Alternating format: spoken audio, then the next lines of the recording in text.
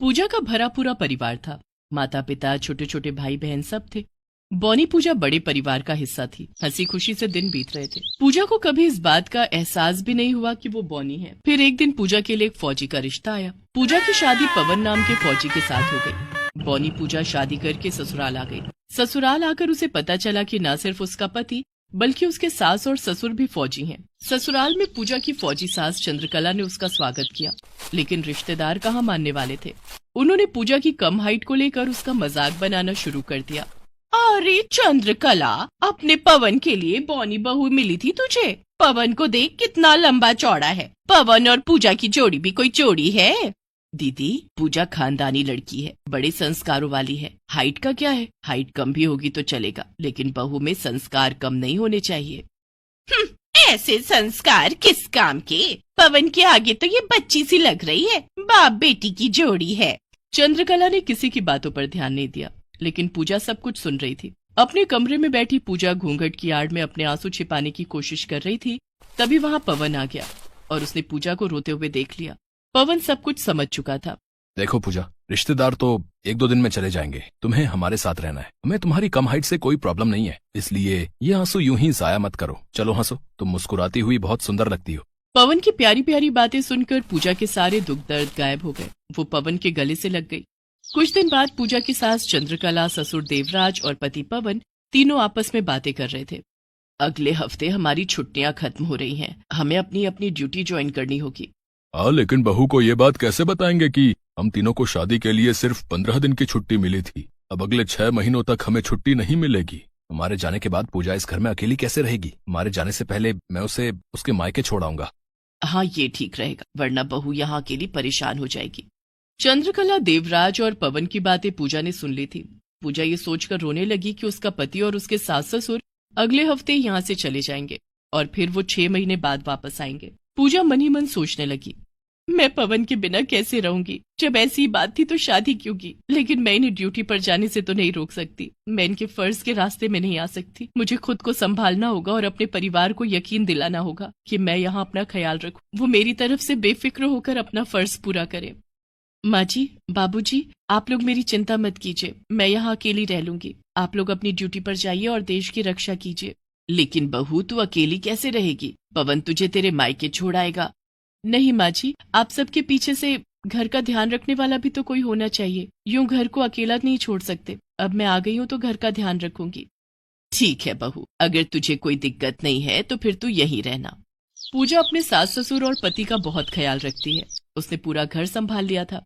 देखते ही देखते दिन बीत जाते हैं और पवन, चंद्रकला और देवराज के जाने का वक्त आ जाता है।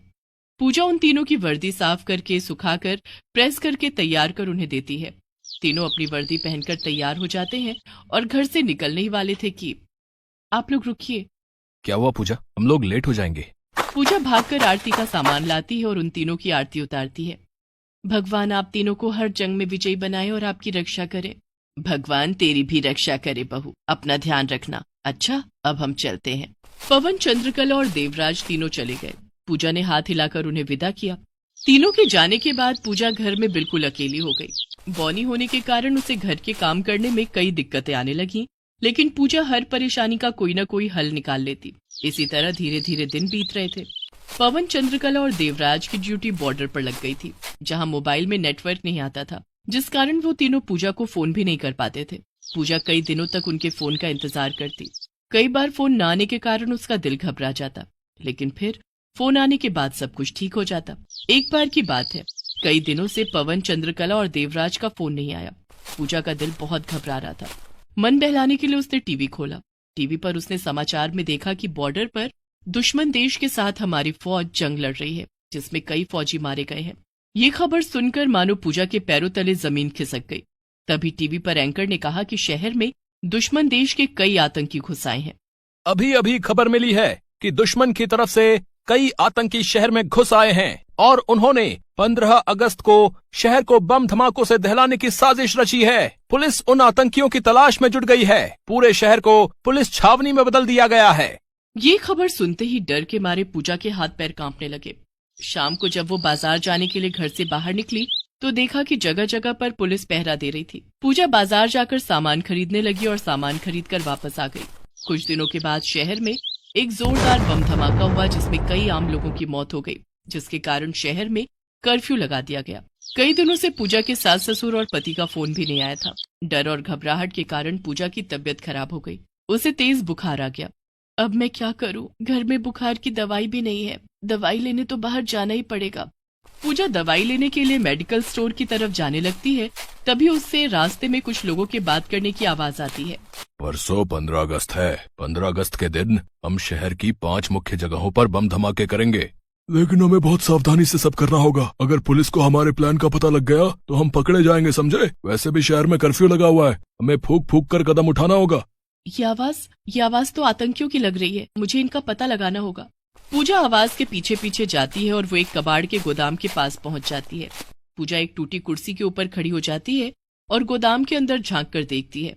गोदाम के अंदर बहुत सारा कबाड़ भरा हुआ था और उसके अंदर कुछ लोग बैठकर आपस में बातें कर रहे थे। कुछ लोग खतरनाक बम भी बना रहे थे। पूजा ने अपने मोबाइल फोन से गोदाम के अंदर के सारे नजारे का वीडियो बना लिया। इससे पहले कि किसी को मुझ पर शक हो, मुझे जल्दी से पुलिस स्टेशन जाकर सब कुछ बताना होगा। पूजा वहां से भागने के लिए जैसे ही कुर्सी से नीचे उतरने की कोशिश करती है, कुर्सी गिर जाती है और पूजा जमीन पर गिर जाती है। आवाज सुनकर गोदाम के अंदर बैठे सारे आतंकी बाहर आ जाते हैं और वो पूजा को पकड़ लेते हैं। वो पूजा के हाथ पैर बांधकर उसे बंधक बना लेते हैं और उसी गोदाम में बंद करके वहां से भाग जाते हैं। आतंकी पूजा के सामने ही बात कर रहे थे कि उनका अगला ठिकाना कहाँ होगा। पूजा चिल्लाने की बहुत कोशिश करती है, लेकिन उसके मुंह पर पट्टी बंधी हुई थी, जिसके कारण वो चिल्ला नहीं पाती है। तभी उसका ध्यान गोदाम में बनी एक बड़ी सी सुराख पर जाता है, जो शायद एग्जॉस्ट फैन लगाने के लिए बनाया गया था, लेकिन वहां एग्जॉस्ट फैन नहीं लगा था। बम बना रहे आतंकी अपने कुछ औजार वहीं छोड़कर भाग गए थे। पूजा ने अपने बंधे हुए हाथों से औजार उठाया और अपने हाथों की रस्सी काट दी। उसके बाद उसने खुद को आजाद कर लिया। अब मैं उस सुराख तक कैसे पहुंचूं? हे भगवान, मुझे इतना छोटा क्यों बनाया? लेकिन पूजा ने हार नहीं मानी। उसने टेबल के ऊपर कुर्सी रखी और उसके ऊपर स्टूल रखा। काफी जुगाड़ करके आखिरकार पूजा ने उस सुराख तक पहुंचने का रास्ता बना ही लिया और फिर वो उस सुराख के रास्ते गोदाम से बाहर आ गई। पूजा उसी समय भागकर पुलिस स्टेशन गई और पुलिस को सारी बात बताई। उसने पुलिस को आतंकियों के नए ठिकाने का पता बताया और वो वीडियो भी दिखाया जो उसने गोदाम के अंदर बैठे आतंकियों का बनाया था। आपने अपनी बहादुरी और हिम्मत से लाखों लोगों की जान बचाई है। आप फिक्र न करें, आतंकी कल का सूरज नहीं देख पाएंगे। 15 अगस्त से पहले पहले हम सारे आतंकियों को पकड़कर जेल की सलाखों के पीछे पहुंचा देंगे। चलिए, हम आपको आपके घर तक पहुंचा दें। आपकी सुरक्षा जो है अब हमारी जिम्मेदारी है। पुलिस ने पूजा को उसके घर पहुंचा दिया। घर पहुंचते ही पूजा के पास पवन का फोन आया।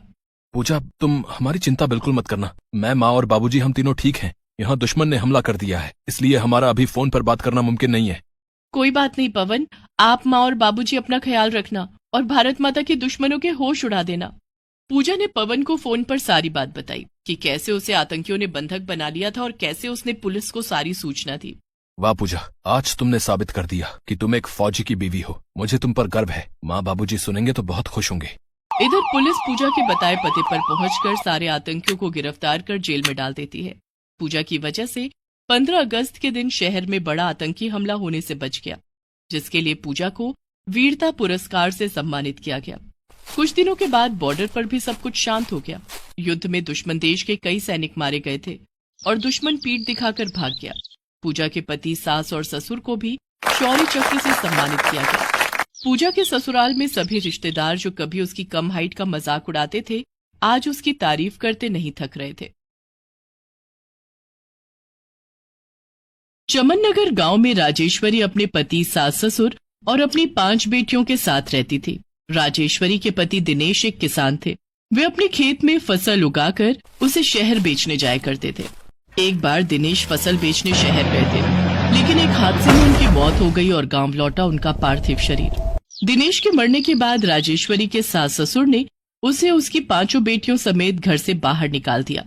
निकल जा कलमुही, एक तो 5-5 बेटियां पैदा कर दी, ऊपर से मेरे बेटे को भी खा गई। लेकिन माँ जी, मैं अपनी बेटियों को लेकर कहाँ जाऊंगी? मुझे यहीं रहने दीजिए, मैं घर का सारा काम करूंगी। बदले में आप जो देंगे उससे मैं और मेरी बेटियां गुजारा कर लेंगे। तेरी 5-5 बेटियों का बोझ कौन उठाएगा? हाँ, महीने भर का राशन एक दिन खा जाते हो तुम लोग, फिर इनकी शादी में खर्चा कौन करेगा? हमने कहा था 5-5 बेटियां पैदा करने को। राजेश्वरी अपने ससुर के पैरों में गिर जाती है और उनसे रहम की भीख मांगती है लेकिन राजेश्वरी के ससुर ने भी उसकी एक न सुनी। राजेश्वरी की सबसे छोटी बेटी सोनी कहती है, दादाजी हमें घर से मत निकालिए, हम लोग आपको बिल्कुल भी परेशान नहीं करेंगे, आपकी और दादी के अलावा हमारा है ही कौन। चल हट, हमने तुम लोगों का ठेका नहीं लिया है, चलो जाओ मेरे घर से। बेचारी राजेश्वरी अपनी 5 बेटियों को लेकर वहाँ से चली जाती है। राजेश्वरी की 5 बेटियां सोनिया, प्रभा, कल्पना, मीनू और सोनी बहुत समझदार थी। राजेश्वरी उन 5 के साथ सड़क के किनारे बैठ जाती है और रोने लगती है। बड़ी बेटी सोनिया कहती है, तुम रो मत माँ, देखना एक दिन हम 5 पिताजी की तरह देश की सेवा करेंगी। तुम्हारे पिता तो एक किसान थे सोनिया, तुम 5 किस तरह से देश की सेवा करोगी। किसानी करने के लिए हमारे पास खेत भी नहीं है, तुम्हारे दादाजी ने हमें हमारे हक से भी बेदखल कर दिया। माँ, खेत नहीं हुआ तो क्या हुआ, हम 5 बहनें फौजी बनेंगी और बॉर्डर पर तैनात होकर देश की सेवा करेंगी। मैंने किताबों में पढ़ा है कि देश के जवान कैसे देश की सेवा करते हैं। जय जवान जय किसान। लेकिन मेरी बच्ची, अब तुम लोगों को पढ़ाएगा कौन? तेरे पिता तो हमें छोड़कर चले गए, मेरे पास तो तुम लोगों को खिलाने के लिए भी पैसे नहीं है, पढ़ाई की बात तो बहुत दूर है। तभी राजेश्वरी की दूसरी बेटी प्रभा कहती है, माँ, खाने की चिंता तुम मत करो, हम 5 भूखे रहकर भी अपनी पढ़ाई कर सकती हैं। हम 5 खूब मेहनत से काम करेंगे। लेकिन हम काम क्या करेंगे बेटी? माँ, हम लोगों के घरों में काम मांगने जाएंगे, हमें कहीं न कहीं काम जरूर मिल जाएगा। राजेश्वरी को अपनी 5 बेटियों की आंखों में उम्मीद की किरण नजर आने लगी। उसने 5 को गले से लगा लिया। उस दिन वे लोग भूखे प्यासे सड़क के किनारे सो गए। अगली सुबह राजेश्वरी के साथ वो 5 काम मांगने के लिए लोगों के घरों में जाने लगे। मालकिन, हमें काम की तलाश है, हमें कुछ काम मिल जाता तो आपकी बहुत कृपा होती। तू तो राजेश्वरी है ना, जिसकी 5 बेटियां हैं। अरे, जिस औरत के कोख से एक बेटा भी जन्म ना ले सका, उस औरत का मुंह देखना भी पाप है। तू मनहूस है मनहूस, तुझे कौन काम देगा? वो औरत अपने घर का दरवाजा बंद कर लेती है। राजेश्वरी और उसकी 5 बेटियां काम की तलाश में दर दर भटकने लगती हैं, लेकिन कोई भी उन्हें काम नहीं देता है। उस दिन से वे सभी भूखे प्यासे सड़क के किनारे सो जाती हैं। राजेश्वरी की सबसे छोटी बेटी सोनी रोने लगती है। क्या बात है सोनी, तू रो क्यों रही है? माँ, मुझे बहुत भूख लगी है, मुझे खाना चाहिए। उसी रात राजेश्वरी अपनी 5 बेटियों को लेकर खाने की तलाश में निकल पड़ती है। चलते चलते वे रेलवे स्टेशन पहुँच जाती हैं। वहाँ एक फौजी ट्रेन के आने का इंतजार कर रहा था। सोनिया उस फौजी को देखकर बहुत खुश हो जाती है और उसके पास जाकर उसे सल्यूट करती है। अरे वाह, तुम तो बिल्कुल फौजियों की तरह सल्यूट कर रही हो। हाँ, क्योंकि मैं भी एक फौजी बनना चाहती हूँ। लेकिन इतनी रात में तुम लोग स्टेशन पर क्या कर रही हो? हम लोग यहाँ खाने की तलाश में आए हैं। मेरी छोटी बहन को बहुत भूख लगी है, हमने 2 दिनों से कुछ नहीं खाया। क्या? लेकिन क्यों? सोनिया उस फौजी को सारी बात बताती है। सोनिया की बात सुनकर उस फौजी को उन सब पर बहुत दया आ जाती है। उसके पास खाना था, वो अपने बैग से खाना निकालकर राजेश्वरी को देता है। ये लीजिए, ये खाना बहुत ज्यादा तो नहीं है, लेकिन इससे आप लोगों की थोड़ी भूख तो मिट जाएगी, इसे आप लोग खा लीजिए। नहीं भैया, ये खाना आपकी माँ ने आपके लिए दिया होगा, इसे हम नहीं ले सकते। नहीं, ये खाना मेरी माँ ने नहीं दिया। तो फिर किसने दिया? ये खाना मुझे मेस से मिला है। दरअसल हम लोग जहाँ रहते हैं वहाँ एक मेस होती है जहाँ हमारे लिए खाना बनाया जाता है। अच्छा, ये तो बहुत अच्छी बात है। क्या आपके मेस में मुझे खाना बनाने का काम मिल सकता है? मुझे काम की बहुत सख्त जरूरत है। ठीक है, मैं अभी बात करता हूँ। फौजी उसी समय किसी को फोन करता है और राजेश्वरी के लिए बात करता है। राजेश्वरी को काम मिल जाता है। चलिए, आपकी जॉब पक्की हो गई। यहाँ तो नहीं, लेकिन शहर में हमारे हॉस्टल में खाना बनाने वाले की जरूरत है। इसी ट्रेन से मेरे साथ शहर चलिए, मैं आपको वहाँ तक पहुँचा दूंगा। राजेश्वरी अपनी 5 बेटियों के साथ ट्रेन में बैठ जाती है और उस फौजी के साथ शहर आ जाती है। वहाँ राजेश्वरी को फौजियों के मेस में खाना बनाने का काम मिल जाता है। राजेश्वरी अपनी 5 बेटियों के साथ वहीं रहने लगती है। राजेश्वरी की 5 बेटियां फौजियों के बीच रहने लगती। वे उनके साथ वर्जिश करना, हथियार चलाना सब सीखने लगी। उन 5 ने अब स्कूल भी जाना शुरू कर दिया था। 5 का एक ही सपना था, फौजी बनने का। मेरी बच्चियों, तुम लोग खूब मन लगाकर पढ़ना, तुम्हें देश की सेवा करनी है। माँ, हम लोग खूब मेहनत करेंगे और देखना, एक दिन हम लोग फौजी जरूर बनेंगे और देश के दुश्मनों को मार गिराएंगे। राजेश्वरी की 5 बेटियां सोनिया, प्रभा, कल्पना, मीनू और सोनी खूब मन लगाकर पढ़ाई करती और फौजी बनने के लिए खूब मेहनत करती। फौजियों के साथ रहकर वे धीरे धीरे सब कुछ सीख गई। उनका शरीर फौलाद सा बन गया। स्कूल की पढ़ाई पूरी करके उन 5 ने कॉलेज में दाखिला ले लिया और साथ साथ फौजी भर्ती परीक्षा की तैयारी करने लगी। बहुत ही जल्दी पांचों बहनों ने फौजी भर्ती परीक्षा भी पास कर ली और पांचों फौज में भर्ती हो गई। फौजी की वर्दी में पांचों बहनों ने राजेश्वरी के पैर छूकर उसका आशीर्वाद लिया और अपनी अपनी ड्यूटी पर चली गई। इस बीच कई बार दुश्मन देश ने हम पर हमला किया। पांचों बहनों ने हर बार दुश्मनों के छक्के छुड़ाए, लेकिन इस बार उनकी परीक्षा कुछ अलग हटकर थी। उन्हें कैंप में बुलाया गया। सोनिया, प्रभा, कल्पना, मीनू और सोनी, तुम पांचों को खास जिम्मेदारी दी जाती है। इस बार दुश्मन ने अलग तरह से हम पर हमला किया है। आप आदेश दीजिए सर, हम दुश्मन को गोलियों से भून देंगे। हाँ, इसलिए मैंने तुम लोगों को यहाँ बुलाया है। दुश्मन ने बॉर्डर से सटे गांव चमन नगर में हमला बोल दिया है। दुश्मन देश के सैनिक गांव में घुस आए हैं और ग्रामीणों को बंधक बना लिया है। दुश्मन ने धमकी दी है कि इस बार 15 अगस्त के दिन पूरे गांव का सफाया कर देंगे। ये तो हमारा ही गांव है। हाँ दीदी, ये तो हमारा गांव है, हमें हमारे गांव की रक्षा करनी ही होगी। सर, हम अभी चमन नगर जाएंगे और पूरे गांव के लोगों को सकुशल बचा लेंगे। हमारे रहते ग्रामीणों को कुछ नहीं होगा। मुझे तुम पांचों से यही उम्मीद थी। अपने साथ जितने फौजी चाहो ले जा सकती हो। पांचों बहनें मेजर को सल्यूट करती हैं और पांचों अपने साथ फौजियों की टुकड़ियां लेकर चमन नगर गाँव की ओर निकल पड़ती हैं। चमन नगर दुश्मन देश के बॉर्डर पर पड़ता था, जिस कारण ये गाँव काफी सेंसिटिव इलाकों में से एक था। लेकिन पांचों फौजी बहनों के फौलाद इरादे के आगे दुश्मन कहाँ टिकने वाला था। पांचों बहनें फौजियों के साथ चमन नगर गाँव पहुँचती हैं। गाँव पहुँचने से पहले सबने अपनी वर्दी उतार कर दुश्मन फौजियों की वर्दी पहन ली और गांव में घुस आए। इस कारण दुश्मन को उन पर शक भी नहीं हुआ। पांचों ने मिलकर चुन चुन कर दुश्मनों के फौजियों को मार गिराया। सभी फौजी दुश्मनों की वर्दी में रहकर इधर उधर छिपे रहते और मौका पाते ही दुश्मन को मौत के घाट उतार देते। इस तरह एक एक करके उन्होंने पूरे दुश्मनों का सफाया कर दिया। दुश्मन देश के फौजियों ने ग्रामीणों को उनके ही घर में बंधक बना दिया था। पांचों फौजी बहनों ने सभी ग्रामीणों के घर जाकर उन्हें आजाद करवाया। पांचों बहनें अपने घर भी पहुंची, जहां उनके दादा दादी भी बंधक बने हुए थे। पांचों ने उनके हाथ पैर की रस्सी खोलकर उन्हें कैद से मुक्त कराया। अब मुझे माफ कर दो मेरी बेटियों, हमने तुम लोगों के साथ बहुत गलत किया। हाँ सोनिया, प्रभा, कल्पना, मीनू, सोनी, हमें माफ कर दो। हमने तुम लोगों को घर से निकाला, तुम्हें भूखों मरने के लिए छोड़ दिया, फिर भी तुम पांचों ने आज हमारी जान बचाई। दादी, हम सब फौजी हैं। देश की रक्षा करना हमारा कर्तव्य है। इससे कोई फर्क नहीं पड़ता कि आपने हमारे साथ क्या किया, और आपने जो भी किया अच्छा किया। ना आप हमें घर से निकालती और ना हम फौजी बनते। पांचों बहनों ने 15 अगस्त के दिन अपने गांव को दुश्मनों के चंगुल से आजाद कराया। गांव के लोगों ने भी उनसे हाथ जोड़कर माफी मांगी। पांचों बहनों ने गांव के चौराहे पर तिरंगा फहराकर आजादी का जश्न मनाया और आजादी के गीत गाए।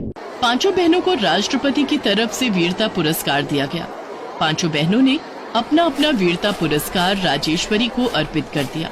हमारी इस वीरता पुरस्कार की असली हकदार हमारी माँ है। माँ की मेहनत और प्रेरणा के कारण हम सब बहनें फौजी बन पाए हैं और देश की रक्षा कर रहे हैं। इसलिए हमारा ये वीरता पुरस्कार हम अपनी माँ को सौंप रहे हैं।